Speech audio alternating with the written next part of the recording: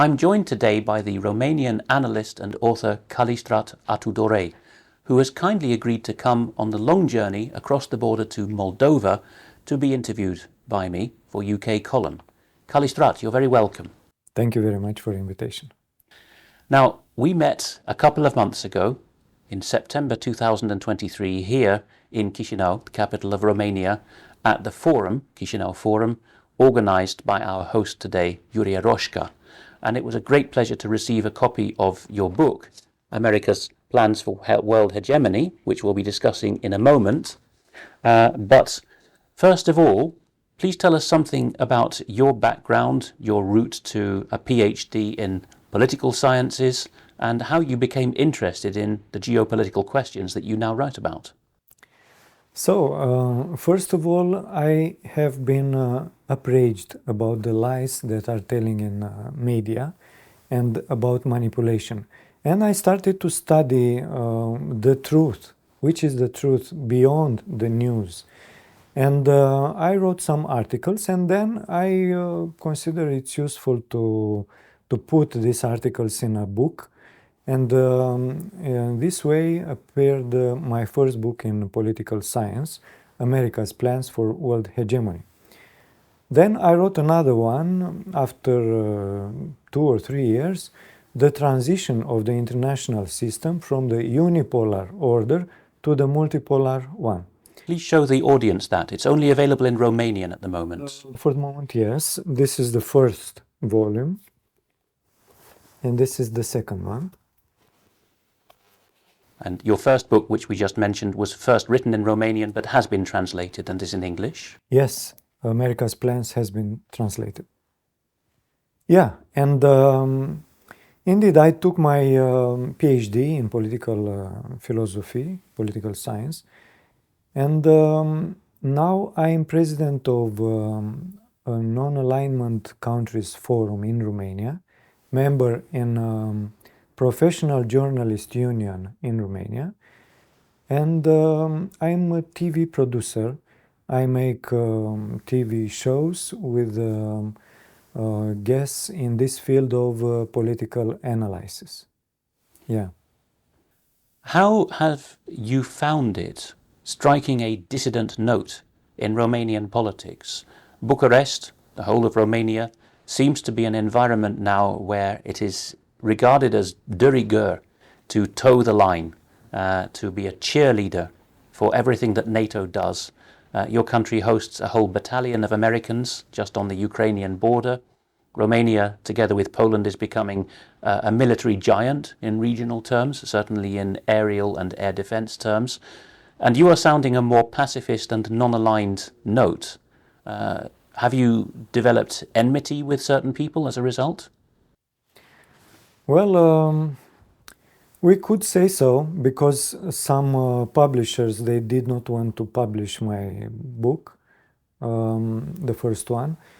And of course, I have been attacked in media. They criticize me, but not very much, because I don't want to praise myself, but the book is so well documented that it's dangerous to criticize me, because I can show the proofs, the sources, and the sources are from documents, from different official statements, a lot of documents issued by governments, and it's pretty hard to say that something is not true there. They are not my opinion. It's political science. I'm just flicking here through the sources in the appendices, and it is quite a lot of pages here at the end of the book. 70 pages of references with the full URLs to very high quality sources. The whole book is high quality, but the sources are to multilingual, original references, especially French, from America. German, and above all American sources. Yes. Because if I would give sources from Russia, they would say that I am Putinist, which I am not. But I criticize America for its plans of expansion to be the first pillar of the world, to be the hegemon. and the tools that they are using are not so correct, I would say. And this is why I highlighted some facts. If we look at the chapters in this book, it's not actually your first book, we'll be discussing that later, but your first book in political terms. After an extensive introduction, you talk in the first chapter about the philosophical issue, which is if you are already a superpower, as the United States became in 1945, maybe even in 1918, why do you want to go that step further and become the hegemon, the undisputed boss, the king of the jungle? Yeah. Then you talk about the United States founding political principles, then the strategy for the Cold War, and interventions during the Cold War in chapters 3 and 4. You then give a very fresh and thorough review of the Gladio phenomenon, NATO's secret armies in Europe of stay-behinds. Very few known facts about this, but present even in the documents of European Union and of the governments. It has been known in other books to refer to Gladio, but you, using the Swiss researcher Daniele Ganser and others, go deeper and say, what is it that the Italian and Belgian prime ministers admitted to their parliaments in the years around 1990, and where did their admissions stop short of the truth? So you go further. I dedicated a whole chapter on this subject. And in this particular chapter, I'm wondering how much role you saw for Britain, MI6, the Foreign Office, because obviously, as the title of your book suggests, you're concerned with America as a political entity, Washington as a force in the world, but the Gladio phenomenon, which was not limited only to Italy and Belgium by any means, seems to have been one in which Britain was an equal, if not arguably senior planning partner. I would highlight the basic idea in this chapter. The Western Europe has been controlled during the Cold War through this kind of operations under false flag, and they, for instance, pretended, I mean, when I say they, I refer to the Americans and structures beyond states, transnational structures, secret societies like Masonry, Illuminati, and so on, Bilderberg. And they commanded this kind of attacks, and even their agents did it. They put the blame on the communists. And they say to the public, because they control media, look, what did the communists, so don't vote them. In the case of Italy, the blame went to the Brigadi Rossi, the Red Brigades. When they killed Aldo Moro, actually. And a prime minister who was killed in my birth year, 1978, whose widow went on the witness stand in the inquest into his death and said, quite unashamedly, that American kingpins up to Henry Kissinger had menaced her and menaced her husband before his assassination, that if you allow communists into government, it will be the end of you. Yeah, I would like to mention, because we are in this point, a quote from a document issued by European Union. So it's at page 86, just a second. Because otherwise we can,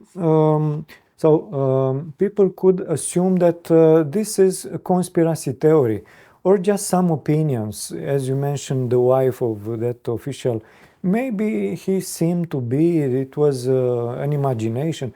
But no, here we are, a document of the European Parliament. And I quote the first paragraph. Having regard to the revelation by several European governments of the existence for 40 years of a clandestine parallel intelligence and armed operations organization in several member states of the community. So, I will not continue, but this parallel intelligence service are connected with NATO and with United States. So it's not something hide and very hard to imagine. It's even the basic of the European hardcore structure, military structure and political. There were paramilitary a prolongance of NATO. And people should perhaps not be too quick to dismiss resolutions of the European Parliament. They may think that it's a second-rate political organisation, but I think these days that claim is unfounded. Since it had its special committee on Gladio, it has taken the lead and gone further than the parliaments of its member states in its committees of inquiry on issues such as the Panama Papers and the Pegasus Israeli-based espionage software. Yeah, but there are a lot of documents from government states, from Italy, Belgium, Great Britain, and I saw the photocopies. I mean, it's not an imagination, it's not conspiracy theory. These Gladio structures stay behind, they tell them in the beginning, really existed, and they were very effective. For those who are unfamiliar with the idea, the 1960s thinking, and 1970s especially, was if the Soviets managed to push through the Fulda Gap and overwhelm us with conventional or even nuclear forces, we shall need a network of men who don't require to be commanded from London or Washington, who can act on the continent of Europe independently, but along the lines of principles which we will have given them beforehand. Yeah. We could go deeper in this subject, but now I want to make an overview that actually this kind of operations, Gladio operations, are usual for the secret services because it's false flag operations, and they work with even with some terrorists. And in my book, I connected dots, and I explained later in the book that United States collaborated with organizations like Al-Qaeda, ISIS, and they pretend, for instance, when they fought in Syria, and they continue to do it, that they fight against terrorists, against ISIS. But I showed in the book with sources, very high reliable sources, that they finance these so-called terrorists, these rebels. It's hard to make the distinction between the rebels and the ISIS terrorists. They founded these groups of soldiers, and they armed them, and they rescue when they are in difficulty. And when Russians intervened in Syria, they came with helicopters, I mean the Americans and even the British one, and they rescued the leaders of ISIS. And your book has the quotations from people up to the level of Hillary Clinton, admitting that ISIS was strengthened and rescued by the collective West. We get at a very important point here of analysis that these sources are open sources. Everybody can see on internet. If you make a very easy check, you find very, very fast. But still, people are not aware about this perspective. Why? Because they are subjected to a very strong psychological operation. Because when the system, through media, through politicians, keep repeating again and again a special narrative, this goes beyond the level of consciousness, of discernment, and goes in the underconscious, subconscious. And the public is like hypnotized, and they take this narrative as a fact. So we've gone from military networks to psychological operations. Indeed, and this is one of your key discoveries, not just in the Gladio era, but more recently as well. Some people may dismiss you perhaps as a socialist, which I don't think you are, because you take an objection on principle to the US containing the Soviet Union in Europe and Asia, and Latin America and Africa during the Cold War. But the second half of the book, I shan't read the chapter headings, but from 8 onwards, you're talking about the unipolar moment of 1990 and what follows, and that is less controversial. The enemy there, constructed enemy of course, is Islamists who turn out to be funded from the West and from Israel, But that's your discovery, isn't it? That psychological operations in the media have taken the upper hand over kinetic operations. Yes.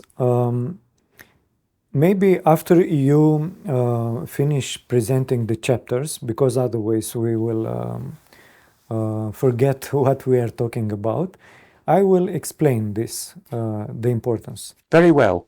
So we have plans to maintain unipolarity when America gained it after the fall of the Soviet Union, NATO expansion, 9/11 and the offensive in the Middle East, the United States versus the rest of the world, which is about America withdrawing from multilateral and global diplomatic conventions and arms bodies, and not arms only. controls bodies. Then US economic warfare. This would be the territory that Ernst Wolf writes about and other such people. Confessions of an Economic Hitman is another such book. And then you take a case study, very contemporary at the time you wrote the book 4 years ago, that of Venezuela and the parachuting in of Juan Guaido in 2019. Yeah, it was a coup d'etat. And then your conclusions. Yeah. And now, it's very proper to get to the previous question, the importance of this psyops.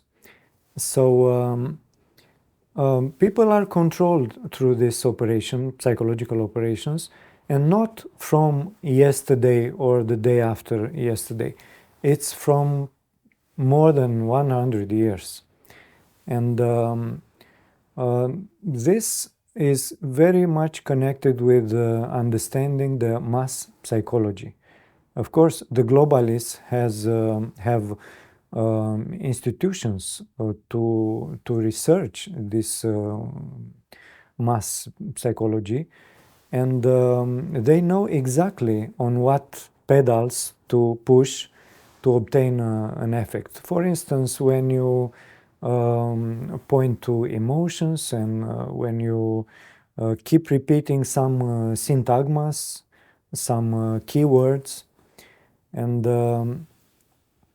you can obtain a kind of hypnosis, mass hypnosis. And the result is that people get, most of the people get in a state which is known in psychology as cognitive dissonance. That means that when a man or a group of people is brainwashed, they are not able to assess the truth, even if we make, I quote KGB agent Yuri Bezmenov, even if you make shower with information, you give them proofs, you give them videos, they will refuse to believe it, because they are set in a paradigm that this is not possible. We have this idiom in English, he wouldn't know the truth if it jumped up and bit him on the nose. And you're describing how this state is induced in people. Yeah, and we saw the results of this mass hypnosis, for instance, in after I wrote this book, in the pandemic. It is not a pandemic, it's a pandemic. And we saw that they applied day after day some psychological manipulations. You know, it's very possible that a virus appeared and it's very dangerous, and maybe we could be saved by a vaccine. Oh, Bill Gates already invented the vaccine. Make this vaccine because it's highly effective and 90%, 99%. Oh, maybe it's not so effective, 80%, 70, 30%. So they change the narrative after the people have been injected.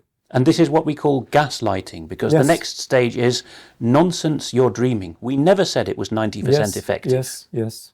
Now they say, well, it was a big rush. We didn't know what to do in this very special moment. We could not go on with the researches because people were dying, and we had to do something very fast. And the vaccine, we thought, is very good. And to credit the European Parliament again, or some of its members, Rob Roos of the Netherlands managed to evince from a then director of Pfizer, she was fired soon afterwards, in a cross-questioning, no, we were moving at the speed of science. We never made claims that our product could prevent transmission. Yeah, They were saying trust in science because the scientists are saying this and this. But other scientists, even Nobel laureate like Luc Montagnier, they said the opposite. Don't trust these vaccines. These are not actually vaccines. These are experimentally products. And the guy that invented the RNA test, and he died very, I forgot his name. But he said, don't trust this test because depends on resolution. You may detect everything in everything. I mean, depends how you use this RT-PCR test.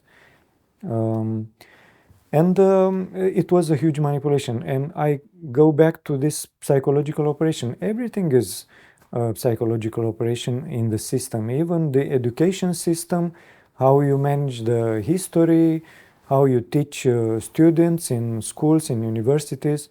For instance, I can tell you from my experience. I spoke with the rector in the Faculty of Philosophy, and I wanted to test him because I, of course, knew the truth. Professor, I heard that the Bolshevik Revolution was not actually done by Russians, but by some agents that were financed and trained in United States and in Germany and in Western Europe. And they killed the Russian elite, and they made actually a coup d'etat. And this professor, the chief of the faculty, said, well, I did not know this. I don't think it's true. No, it's not possible. So this is a huge manipulation. Of course he knew. But Well, it was best documented by Anthony Sutton. I know. And you quote him extensively in this Of book. course. But Sutton had to leave his position at the Hoover Institute at Stanford as a result of writing the truth. However, it's unfeasible to believe that There are a lot of faculty directors in universities Sure. do not know of these books. Absolutely. There are a lot of convergent proofs. In my book, I documented, I did not see anyone else do this, from the Archive of National Security of United States, documents. So it's not interpretation. I don't quote somebody else. I saw, of course, they are on internet, the images of some documents. For instance, some Western bankers sent letters to Russian revolutionaries, because they were not revolutions, they were terrorists, and they killed the Tsar family and the Tsar himself. And these monies were destined to help this Bolshevik revolution. So the help, the financial help, came from the Western bankers. It's The two partnerships proven. in Manhattan which are most widely named in this regard in 1917 are Kuhn, Loeb and Company and Jacob Schiff. However, there are documents produced by inquiries of the United States House and Senate, congressional research papers, which schematized the findings from hearings from various committees, and they put N.M. Rothschild and Partners above these better-known names as the head of the house. Sure. I can recommend a very good source I wrote in my book on this topic. It's a historian from Estonia, Juri Lina. So Juri Lina, I don't know how you spell it. Juri Lina, Juri Lina. Jurilina is his surname. He wrote a book Under the Sign of Scorpio, and he made a movie, a documentary movie with the same title. And I appreciated very much how he documented this study. I happen to be translating that from Swedish into English at the moment, and his other book is The Architecture of Deception. And you know, here we can get to another level of approach, because we are not see only the involvement of some states, Germany, United States, Great Britain. Actually, it's much deeper. Yuri Lina is talking about this. It's about secret societies because Lenin, Trotsky were members in Freemasonry, even in high degrees, 33 degrees of Masonry. And they executed some orders, gave on this line. Albert Pike, Giuseppe Mazzini is very well known. A letter that Albert Pike sent to Giuseppe Mazzini, of course, in 19th century, and or even 18th century. They spoke about the future world wars, about the First World War, the second one, and even the third one. And you mentioned this lodge P2 or P2, Propaganda 2. which by universal consent has run Italian politics since at least the Second World War. Before them you had the Carbonari. Extensively in your book, America's Plans for World Hegemony. Yes. But you go a stage beyond many authors on this. You don't say that the buck stopped with the head of the lodge, Licio Gelli, who commanded Italian prime ministers and assassins. You say that P2 was acknowledged in the power circles to be an arm of American interest, which is back to the book's title again. Yeah.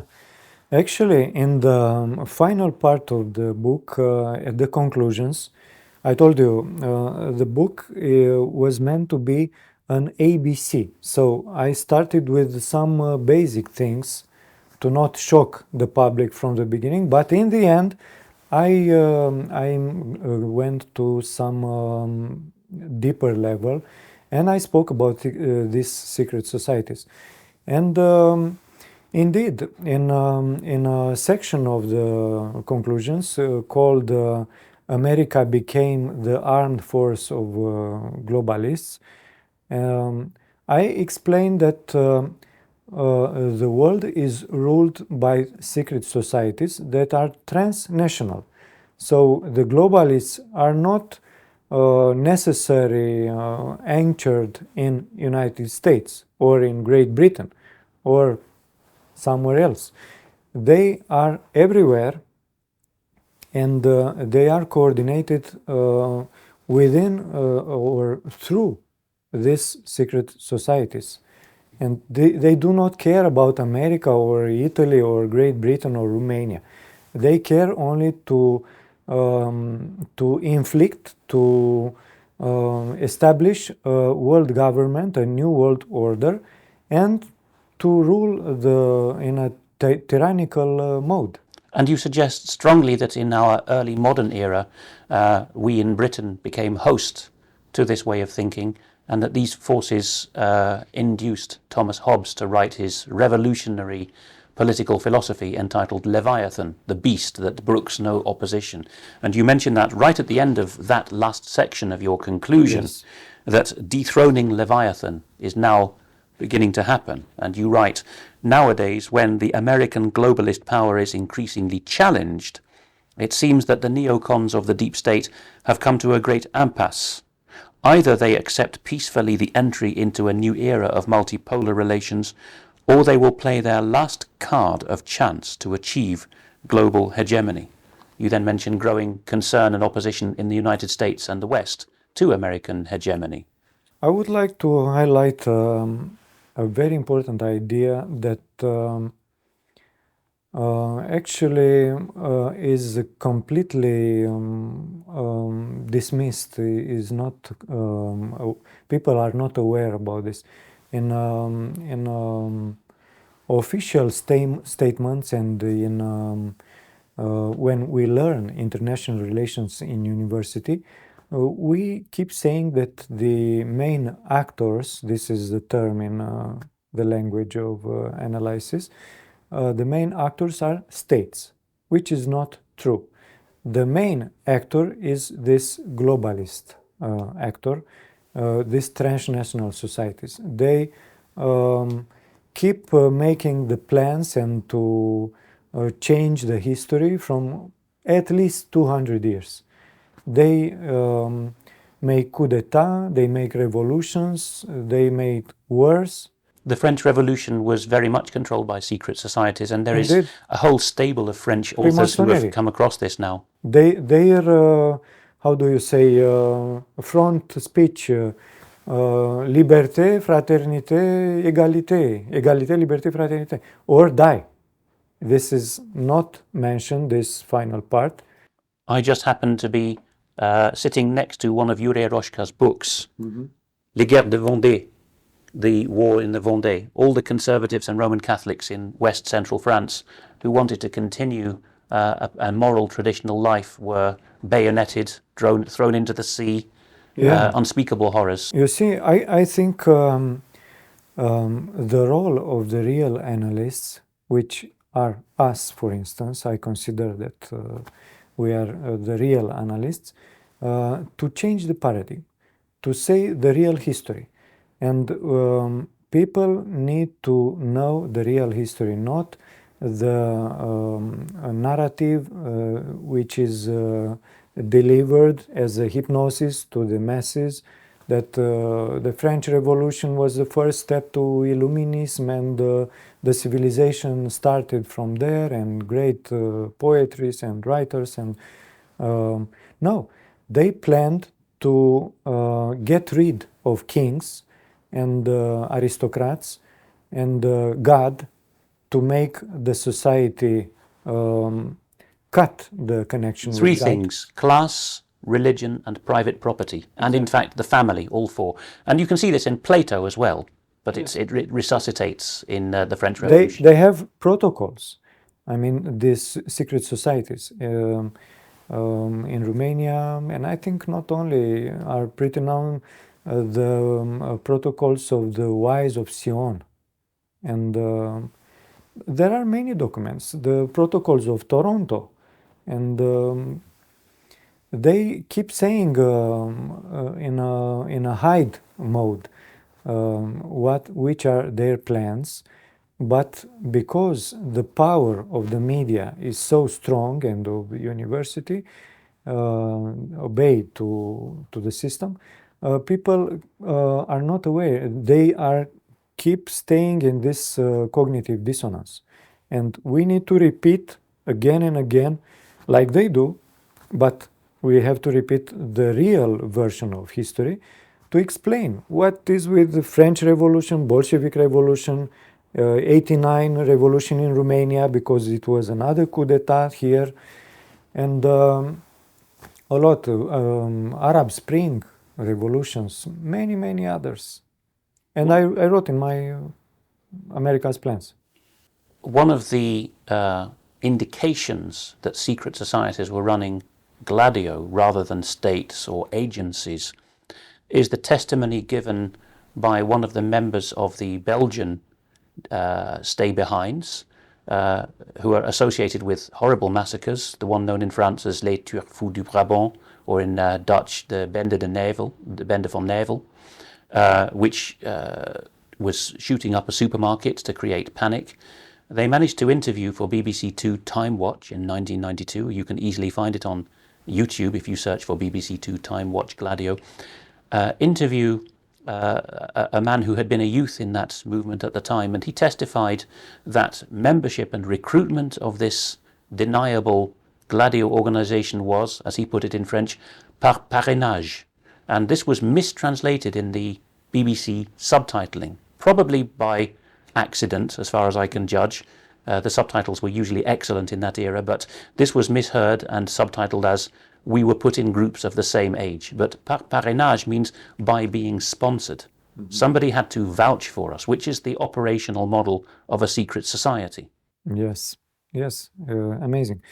So, about this book, America's Plans for World Hegemony, I want to highlight two more points, which I consider should be included in this new paradigm. I mean, to teach people the real version of history. And look, two examples, and they sustain our previous conversation about this psychological operation, because even these things are hidden in plain sight, people are not aware about this. So the first of all is the principles, the basic principles of geopolitics. They were elaborated in the beginning, not the first one, but one of the first, Halford Mackinder. And he said about Heartland, about Rimland, about two powers, continental power, Atlantic power. And these are basic things. And when you understand this kind of principles, you suddenly understand what's happening in the world, because everything fits in these principles. For instance, why United States destroyed the Nord Stream pipelines? Because we are not naive, we know who destroyed it. Not Russians, not Ukrainians, United States. First of all, it was a collaboration of many secret services, but the leader were United States. Why? Because from more than 100 years, and here I quote Friedman. I wrote in my book. It is an analyst. I forgot his whole name, Friedman, and he said that from more than 100 years, we want to block the cooperation between Germany and Russia. I will tell George Friedman. He said in 2015, and one of these principles says in the formula of Halford Mackinder, who controls the Eastern Europe controls Heartland. Who controls Heartland controls the world. And what we can see in the Eastern Europe? We can see this intermario region between Baltic Sea and the Adriatic and the Black Sea, the triangle between the three seas. And it's Ukraine there, and Brzezinski and many other strategists of United States, which are actually members in these secret societies, Trilateral Commission. Brzezinski is a very fine example because he's a Polish aristocrat, not an American by birth. Exactly. And they wanted to, and they planned to use Ukraine as a pivot against Russia from decades. And we saw that they put in action this plan. So nothing is by happening, by chance. Everything is very well calculated, it's a very elaborated plan. And Romania too is in this intermario. And George Friedman gave a speech in almost private conference. I don't know, he spoke so freely that it's like he was a traitor of the plans of Masonry and American. And I quote a lot in my book, in this America's Plans, and he explained, we are very concerned about this possible cooperation between Russians and Germany. And if they are united, using the Russian resources and the know-how of the Germans, they can defeat us, the Americans. And that's why we have to broke this in every means, this collaboration. And many others. Something that is connected, and this is the second point that I want to highlight, very short, what General Wesley Clark said. General Wesley Clark was the supreme leader of NATO in Europe during the war in Yugoslavia. And he gave some speeches in America, even on television. And he said, I went to Pentagon in 1991, and I found out that the Pentagon is planning to invade 7 countries in Middle East. And I asked why, which is the reason? And we don't know. And after 10 years, when the coup d'etat, a false flag attack on Twin Towers. Actually, it was 3 towers, number 7 also. After they made this false flag attack, blaming the Arabs, they had a reason to go in Middle East, and they started to invade those 7 countries that General Wesley Clark found out in 1991. It was Afghanistan, Iraq, Iran, Syria, Lebanon, Somalia, and Yemen. And Yemen, exactly. And why? Because those countries are part in Rimland. Rimland is very important principle of geopolitical analysis. This is the periphery of the heartland. Yes. And if you control that ring, then you can hem in Russia and deny it Ukraine and the warm water ports. Exactly. So everything is a strategy, and about keeping the unipolarity. It was a very important analyst on Pentagon, Paul Wolfowitz, a very important strategist. And he said in 1991, we need to keep the American superpower to be the first and with no rivalry in the world. We cannot risk to permit the rise of something similar with the Soviet Union or other great power. We need to be the single superpower in the world. And these statements appeared in New York Times and in some newspapers, and they confirm this strategy to keep unipolarity, and they act exactly on behalf of these geopolitical principles. And yet, despite Wolfowitz's aspirations, the unipolar moment has now passed. Yes. Hence your 2-volume book, which is a more honest version. You had to censor yourself to get your doctoral thesis, but it's a more honest and full version of your thesis. The title in Romanian is Tranziția sistemului internațional de la ordinea unipolară la cea multipolară. The transition of the international system from the unipolar order to the multipolar order. Yes. What year was this published? It was published in 2022. So very recent. Well, yes. Actually, I think it's 1 year. The book has 1 year. And have you, in the year since then, found any data points which make you revise your thesis, or are you still convinced that the multipolar order is now upon us or dawning? No.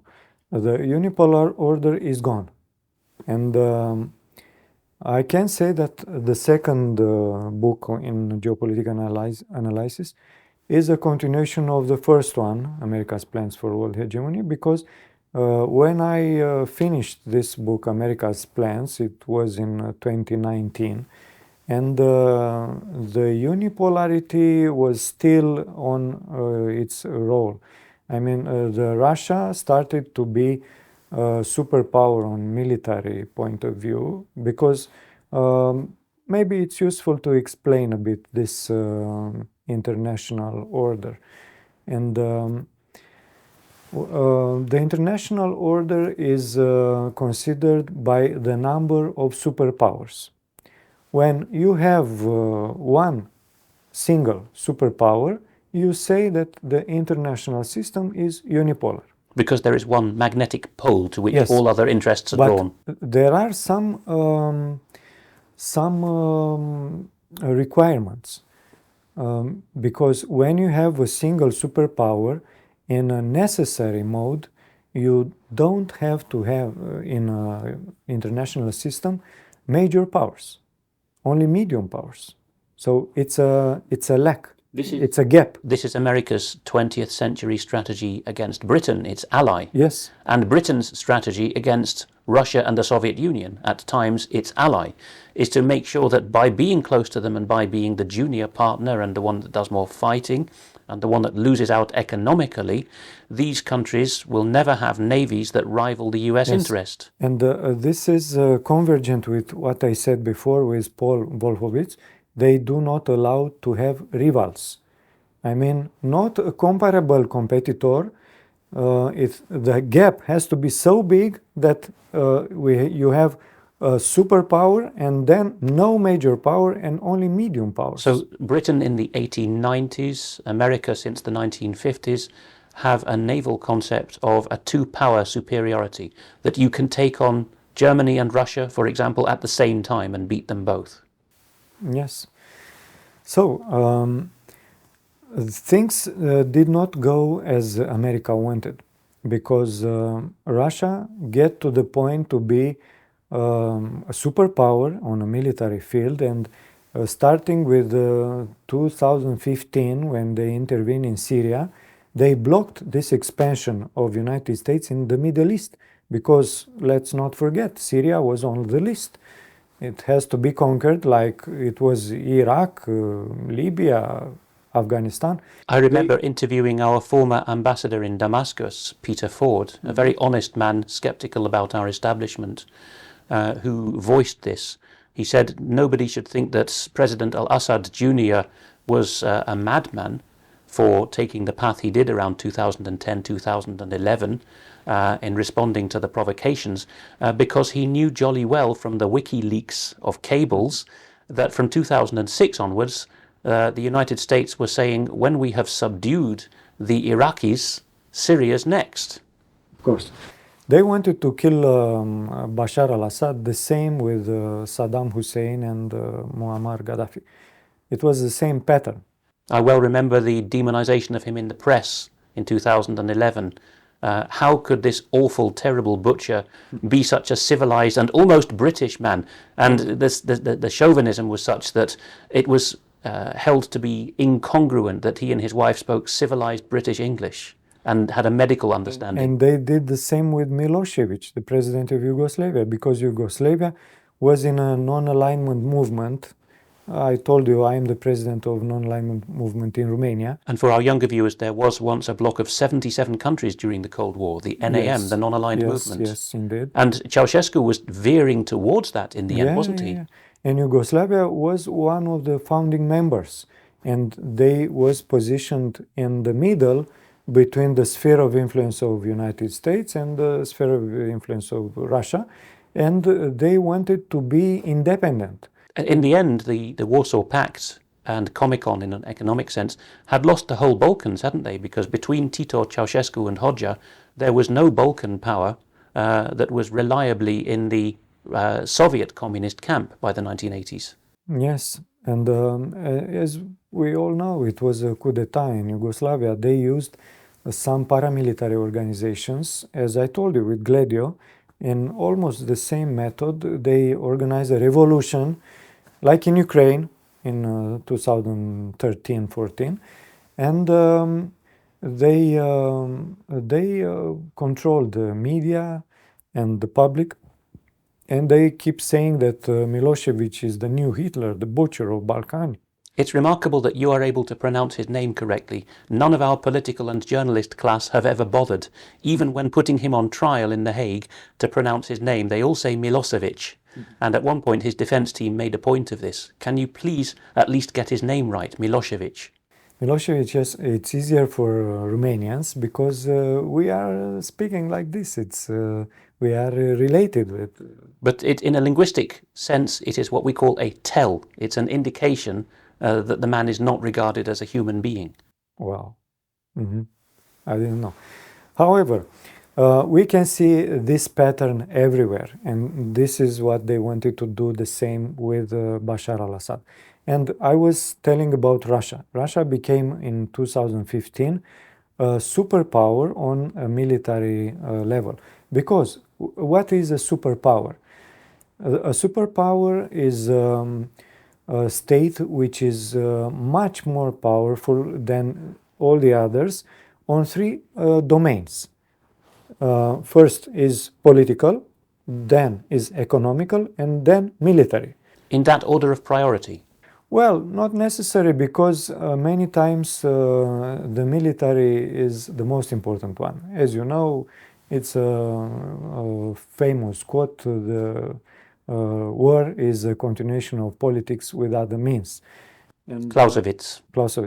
And when you finish the arguments in political and economic, then you go to the military. Notably, as our Western bloc loses its supremacy, its hegemony, Russia is being criticized for this very propensity, innate though it is to the status of a superpower, of switching between exhausted political remedies and passing to war, and then back to diplomacy when the point has been pressed in warfare.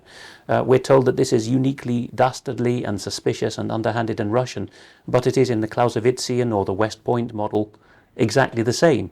Yes. But we're not supposed to think that way anymore. We're not allowed to know that our Western planners would prefer to be in that position themselves. Indeed. So I make a pretty short presentation on this. I will not go deeper. Russia became a superpower in this military field, and China became a superpower on economic. And in this way, the general tableau, the general picture of the world scene changed dramatically, because United States did not remain the single superpower. It appears two other superpowers, even not complete, but they keep growing with the other two domains. I mean, Russia is growing in economics and in political influence, and China is growing in the military and political, because economic they are. So you foresee that in the end, China will catch up militarily with Russia and complete the trifecta, and Russia will catch up economically and complete the trifecta. Indeed. They will become full superpowers, both of them, Russia and China. What about the European Union, though, Calistrat? European Union, in my opinion, and I heard many others' opinions from people that I respect, will dismantle. I mean, it will soon start a wave of sovereignism and nationalism, and they are desperated in European Union and even in America, because people, they don't support anymore these globalists. Do you see then the current move at the time we record this in November 2023, there has just been a shock majority vote in the European Parliament to revise the founding treaties of the European Union to allow qualified majority voting, Yes, which has to be ratified by the Council of the EU, the interest of the member states at head of government level. But this is the last of the triad, which was first proposed back in 1984 at the Fontainebleau summit by François Mitterrand, resisted by Margaret Thatcher. He openly, she secretly, because her party bosses told her, no, you mustn't speak about it. And the three things that were mentioned were European military integration, which has happened, yes. European monetary integration, which has happened, and the last of the bridges to be crossed, QMV, or the loss of the veto, which may happen in 2024 if the member states cave in. Let's remember that when we, the member states of the European Union, signed the treaties, for instance, Lisbon Treaty, we signed as sovereign states. That's the whole point of signing the treaty. The Exactly. supranational body is brought into being, just as it happened before there was any concept of supranational organizations in international law. The member states or the sovereign executives bring an order into being by the treaty. They remain in control. And by an insidious mode, step by step, European Union want to become a federation of states. I mean, to have a unique coordination, ruler, and the member states abolish their constitutions, national constitutions, and just execute orders from Brussels and... But what is the situation now in Romanian society? You lament the unthinking shallow anglicization of your youth, Americanization. the draw of your talent to Washington and more particularly to Brussels and Western economies. So is there still enough animus in Romanian society and in bien-pensant Bucharest society to insist on Romanian sovereignty? Still, we have animus, as you said, but if we want to have a perspective, I will point that after the negotiations in Malta in 1989, 2-3 December, the Soviet Union, actually it was dismantled almost in 1989, and we know that Gorbachev and then how is his name? The next after Gorbachev, Yeltsin. Boris Yeltsin.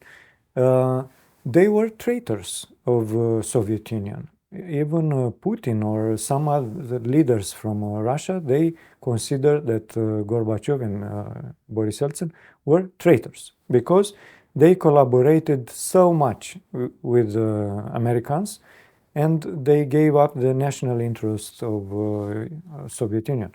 And Gorbachev in 1989 offered the sphere of influence of Soviet Union to America.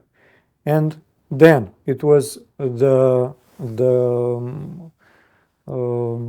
series of coup d'etat in Eastern Europe, and the most bloody one was in Romania, more than 1,200 deaths. And since then, everything is manipulated in Romania, even the judicial dossiers. We did not finish the case of this coup d'etat. Actually, they call it revolution. It wasn't a revolution, it was a coup d'etat.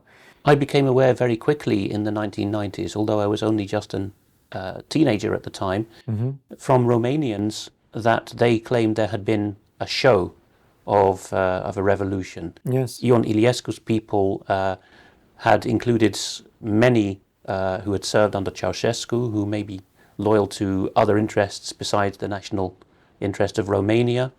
In contrast to the other heavyweights of Central Europe, Hungary and Poland, you didn't have a period of lustration, that is, screening people for their loyalties. Whereas Viktor Orban came to office rightly accusing the Gyurcsány regime of harbouring a lot of unreformed communists, and whereas the Warsaw Parliament held very strict hearings to throw people out of office who'd been communists, you in Romania were at the other end of the scale in this region, didn't you? You just allowed people to carry on. I think Romania was a very important target for the globalists. And I keep repeating that it is not America who wanted us. It was this transnational Framasonic organizations that wanted to control completely Romania. And they succeeded almost 99%, I would say.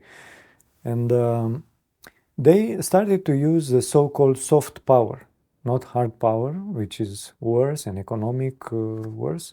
Soft power means ideologic movements. And the first plane that arrived in Romania after coup d'etat, it was Soros.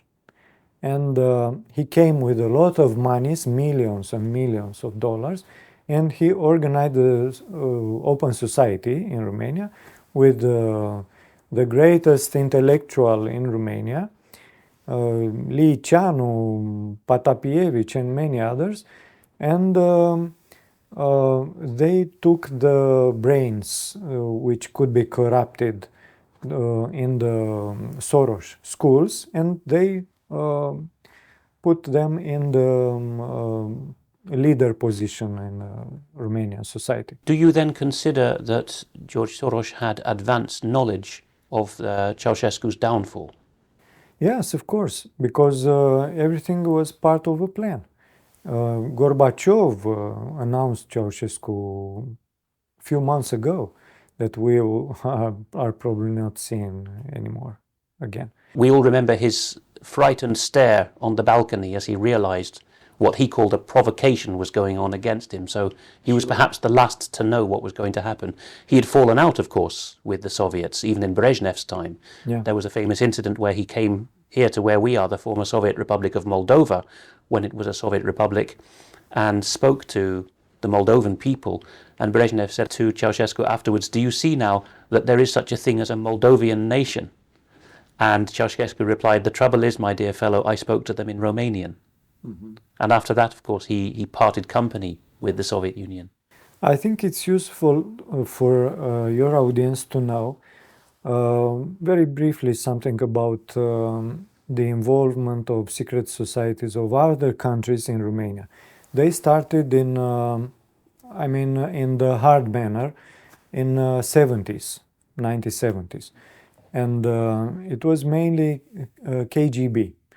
And they controlled the secret services of Romania.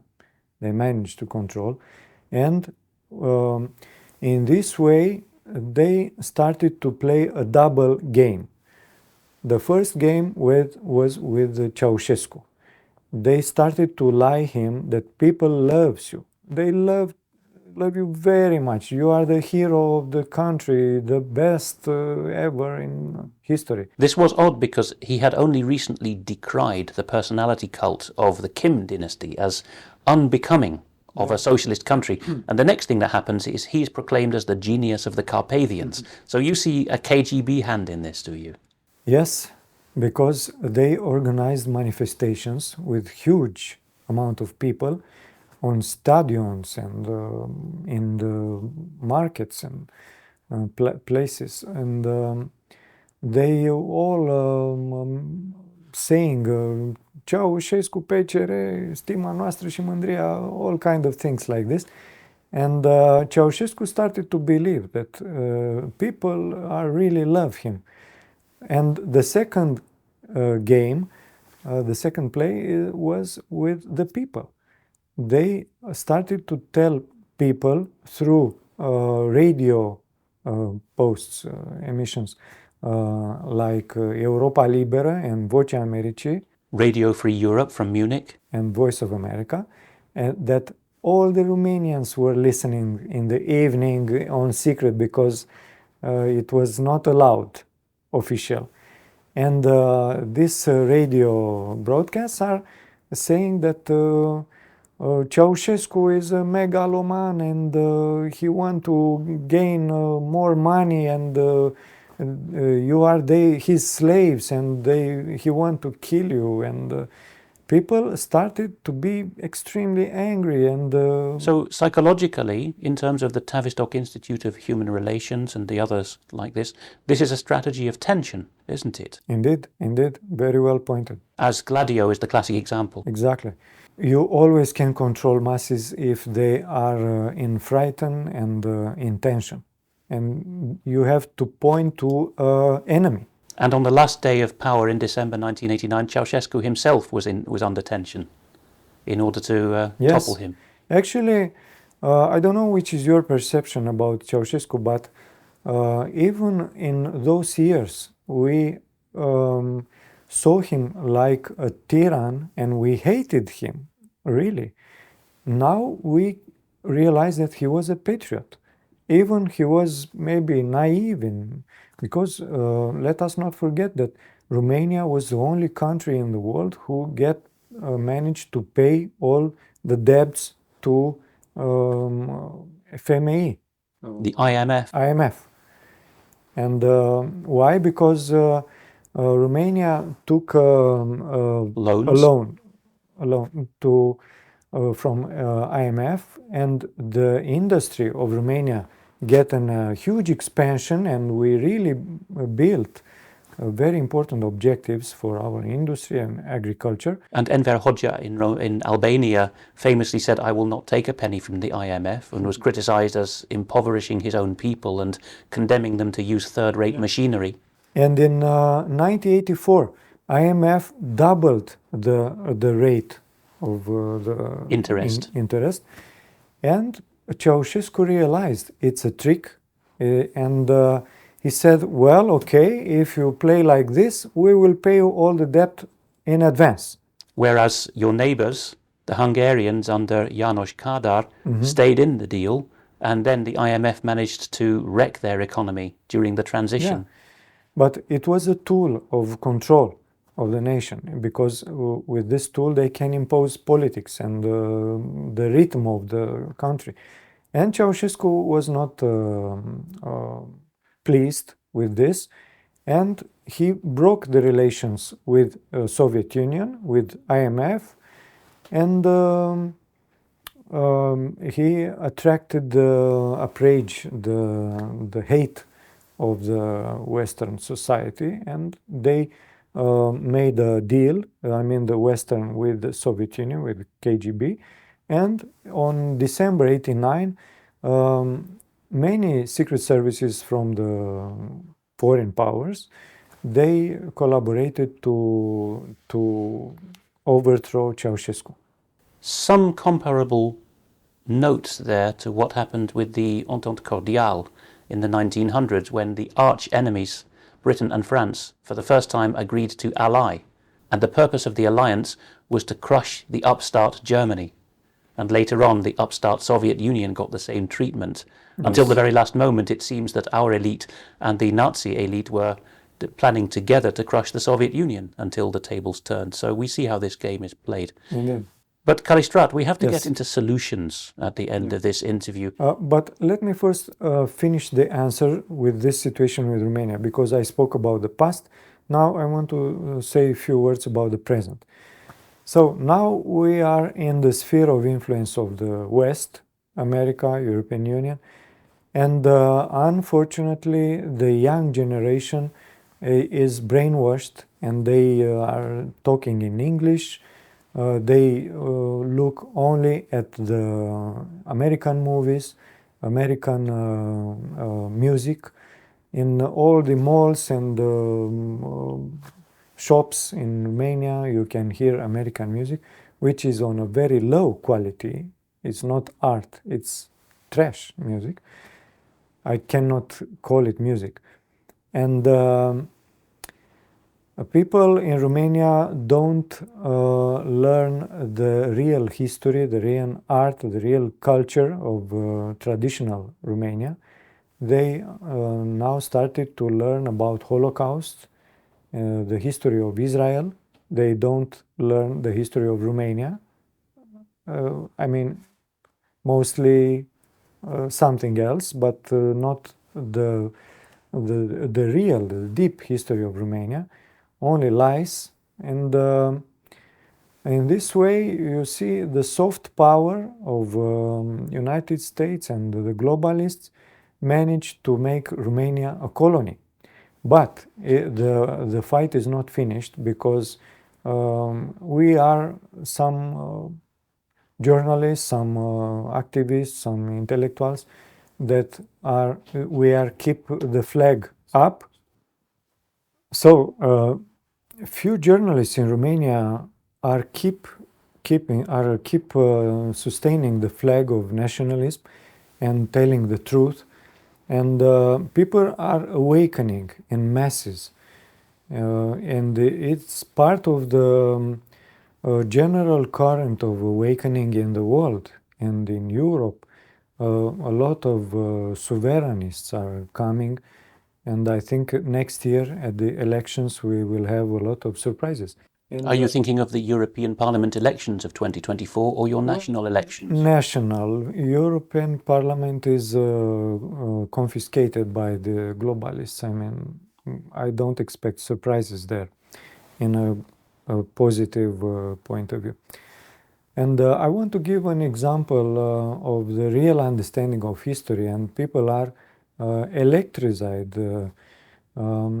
Myself, I did a show with a historian, and he is actually a multi-specialist in IT and in technology, in mathematics, and he explained that in the last 200 years, Romania was the main target of the Jews. They came in Romania to conquer this country, and they managed to have a proportion of more than 50% in many cities, especially in Moldavia, Romania, Moldavia, and Republic of Moldavia. And they get the control of the loyal of economics and immobiliar in everything that matters, in political. And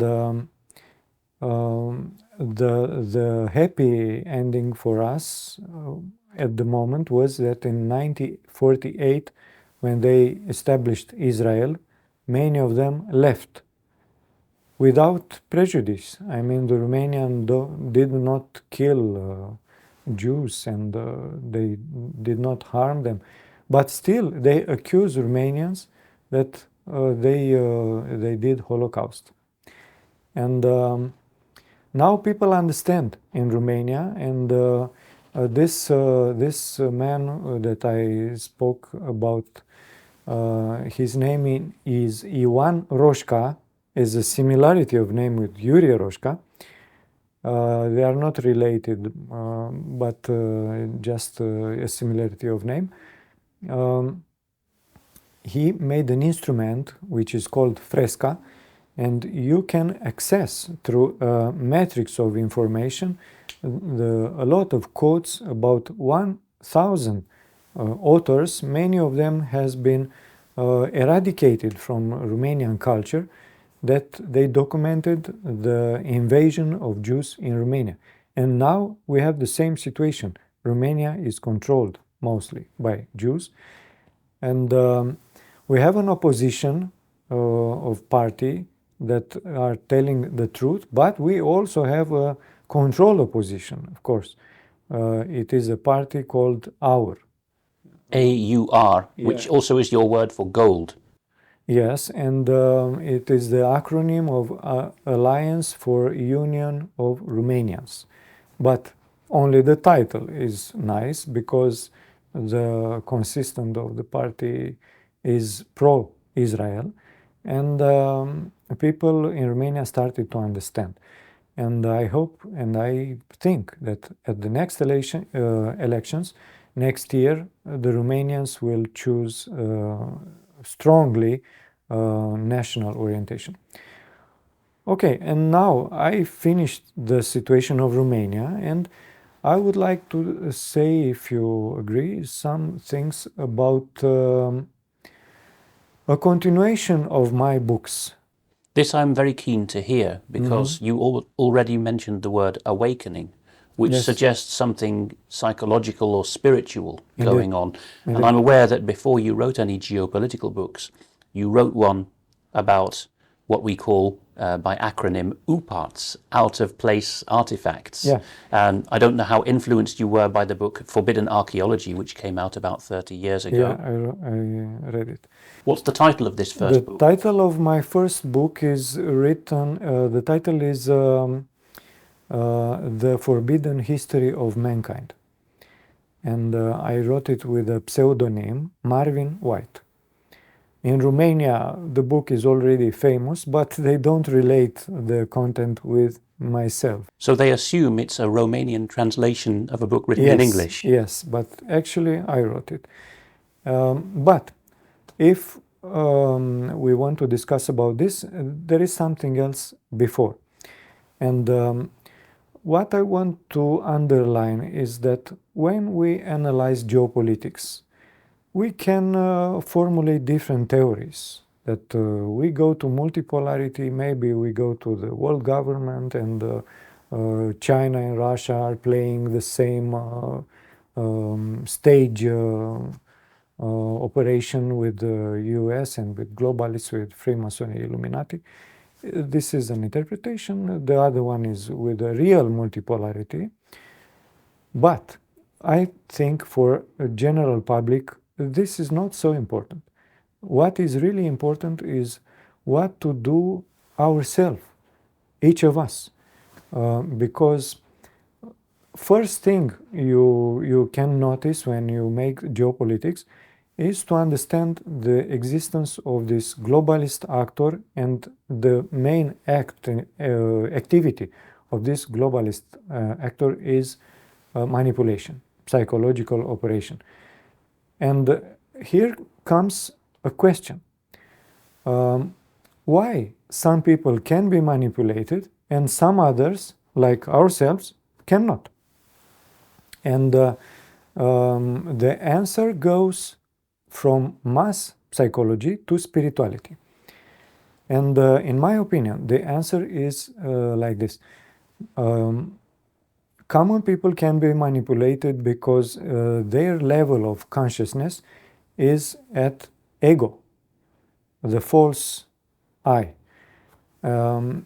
This level of consciousness is to make representations of reality through the mind.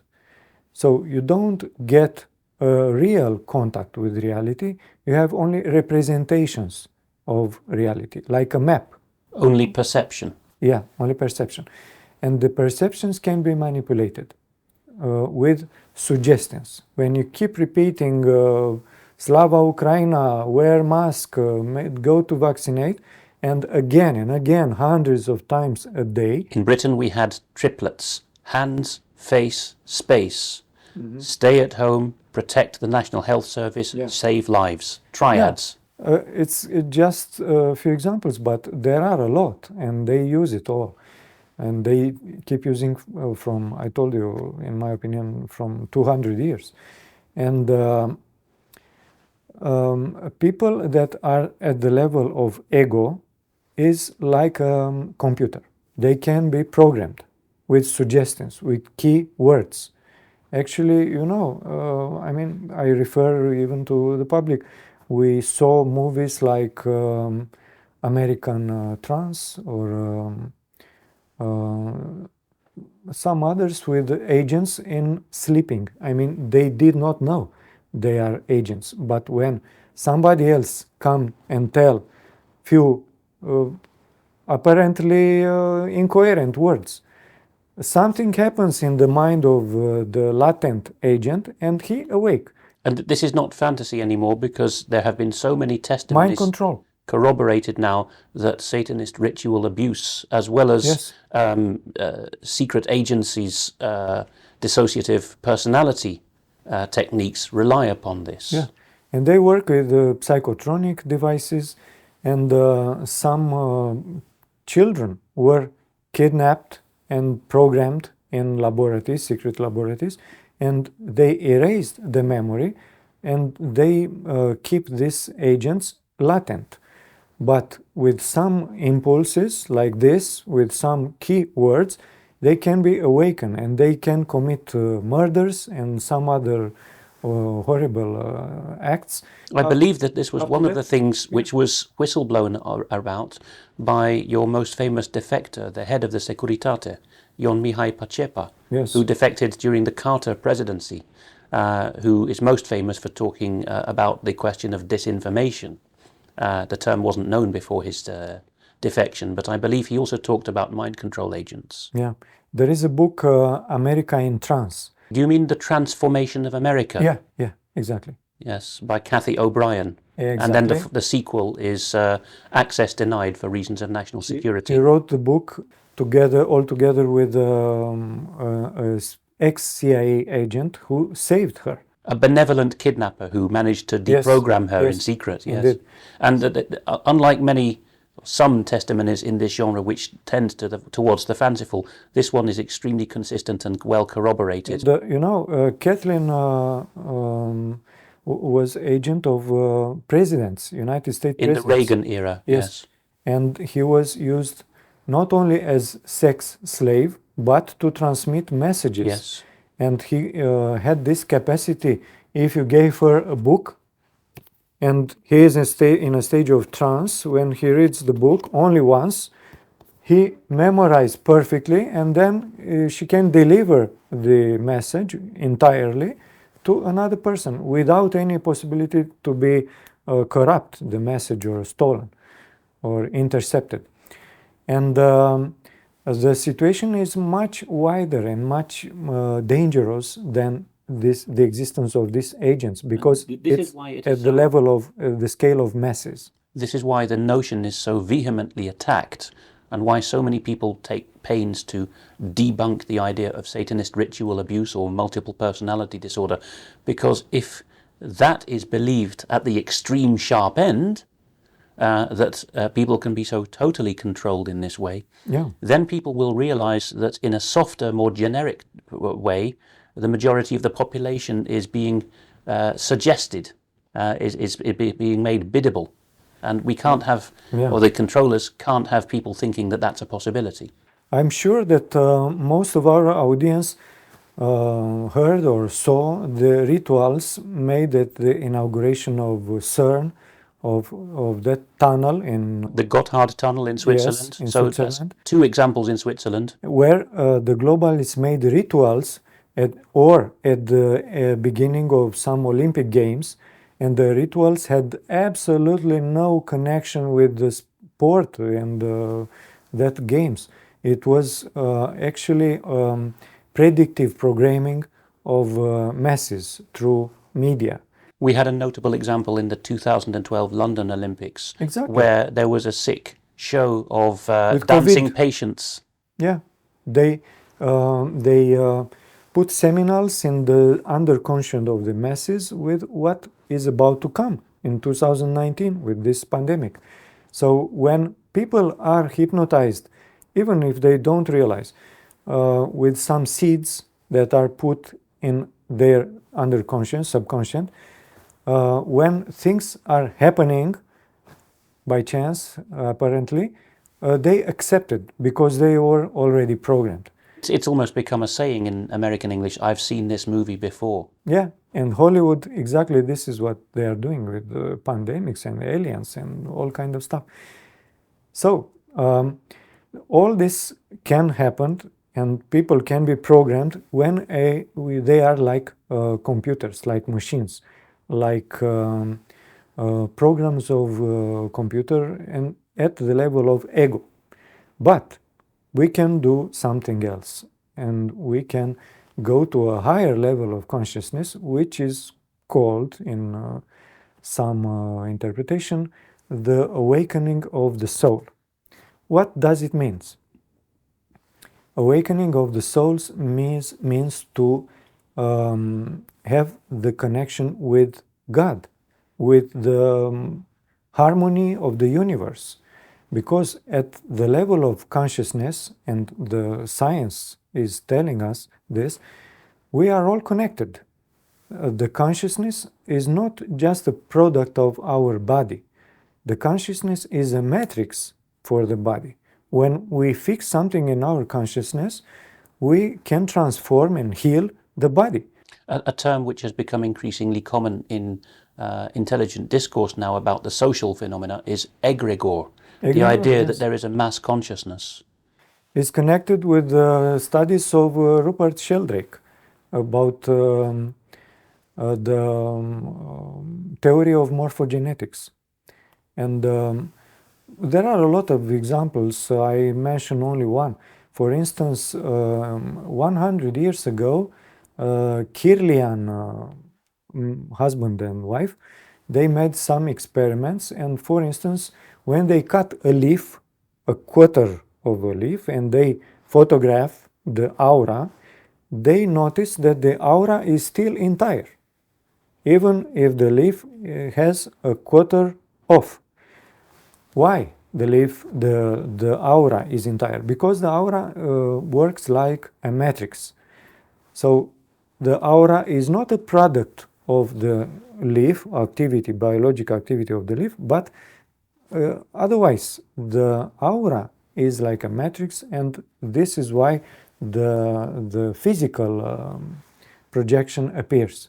Who produces this matrix, if this theory is correct? This matrix is connected with God. I mean, there are some archetypes, and Rupert Sheldrake spoke about this theory of morphogenetics.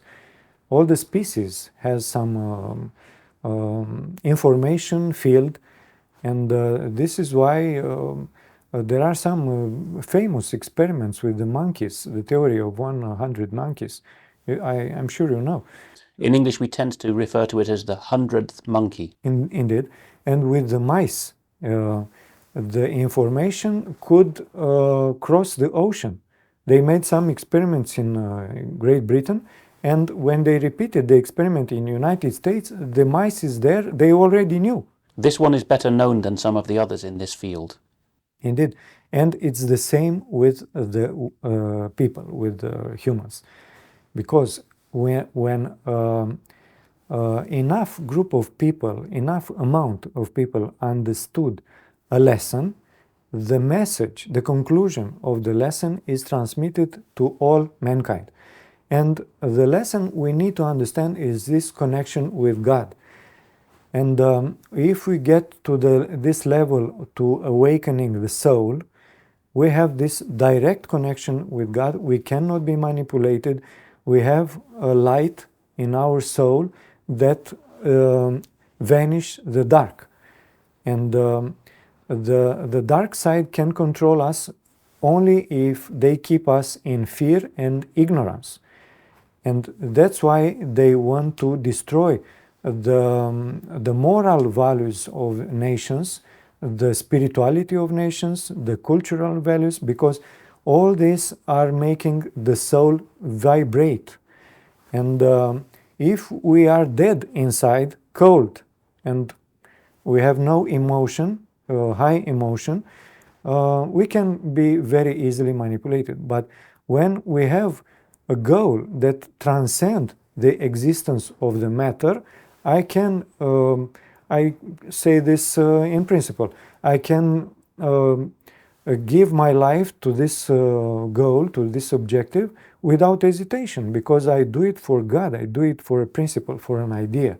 And this is very dangerous for the globalists, because they want us to live only in fear, only in material domain.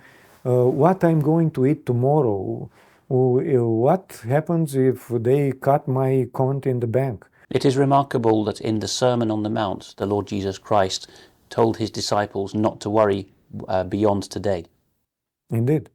And we have a lot of affirmations that our Lord Jesus Christ told us, and they are enlightening for us. And we only have to deepen the meanings, and we will have a completely different perspective.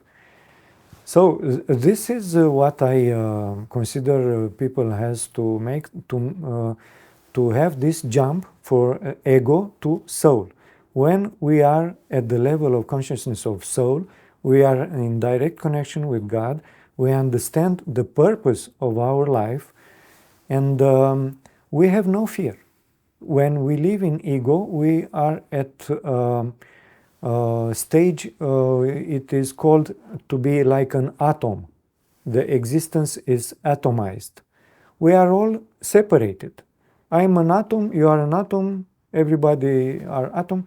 We are not connected. I only want to be good for myself. I'm not, I don't care about others, but if for me is good, well, I can watch TV and no problem. Many commentators have called these two basic paradigms in the universe service to self and service to others. Indeed. I would say in the end of our dialogue that if we go to this level of soul, we understand that nothing is happening by chance. Everything has a purpose and everything is coordinated by God. We could even say predestined in some theologies. Predestined, but we have a free will. And God gave us the opportunity to choose. And I think this is the key within we can understand what's happening in the world. Because if we consider that now it's a battle between good, between God and evil and Satan, we don't understand too much. Actually, God is almighty. He knows everything. He can do everything. And if something that we consider is evil, is bad, is happening, is with the acceptance of God. But why? God accept this? The problem of theodicy, why does God permit evil? Yes, because evil has a role in the manifestation, and the role of evil is to test us, to make us, to give us an impulse.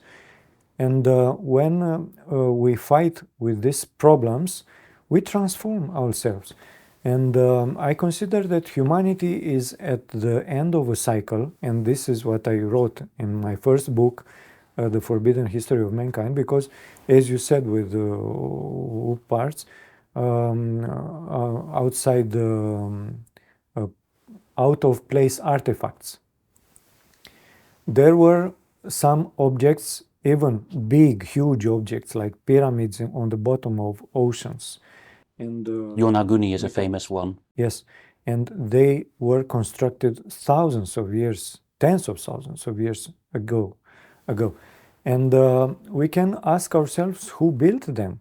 And they obviously had a very high knowledge, because our official history says that the humankind started 10,000 years ago with agriculture. People descend from the trees and they started hunting. But this does not fit with pyramids. Pyramids are amazing.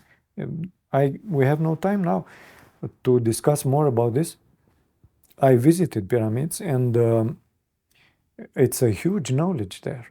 And the planet is filled with pyramids in all the continents, even in Antarctica, in the bottom of the seas, as I said. And it was a civilization before that built the pyramids with a purpose, and they were connected. And many others. The map of Piri Reis, which shows Antarctica before to be covered by huge kilometers of ice. And on the planet Earth, there were some other cycles of civilization. They disappeared because they were cycles of civilization, and now we get to the end of this cycle. Many spiritual traditions, not only the Christians, Apocalypse said this, but the Vedas, the Egyptian tradition, Sumerian, and many others, Maya tradition, you know, the calendar of Maya, 2012, we started another cycle. And the God permits all these transformations because now it is a selection of frequency, of vibration, to make the jump to the vibrational jump to another era. I'm reminded in closing then of that warning in the Epistle of James in the New Testament, let no man say when he is tempted, I am being tempted by God, for each man is tempted and drawn away by his own lusts. Yeah, we live like an exam. We are all supposed to an exam, a very difficult one, and we need to manifest our first understanding what's happening, to go beyond ego in soul connection with God, to understand a new paradigm of the real history. And second, we need to manifest our intention. The power of intention is huge. It was measured by science. I mean, when we have an intention, especially in resonance, big groups of people, when we pray together, the prayer has a much bigger force than if we pray alone. And now humanity is subjected to examine, to a test. And not all the people are crossing the test. Who cannot position at upper level of vibration, of understanding, of consciousness, don't pass, unfortunately, the exam. Because all the planet, all the mankind has to go on a cosmic cycle to another era. How notable that we began this interview discussing the unchallenged rule of one political force, and we ended up with the power of prayer and consciousness. Indeed. Calistrat Atudorei, it's been a great pleasure. I hope that people read your books, that more of them are translated into English. How can people find you online? So my books are on Amazon, and if I have a site, geopolitica.ro, geopolitica written with kappa. And geopolitika.ro. yes, I have many articles written by me, even are not included in my books, some others, and they can find a lot of TV shows that I done, and I have a Telegram channel, Calistrat Atudorei. They can find I'm almost hundreds of TV shows that I made, and we are a group of patriots here in Romania, and we keep this flag of nationalism, and I'm sure we will win. Thank you very much for your time today. Thank you too for invitation.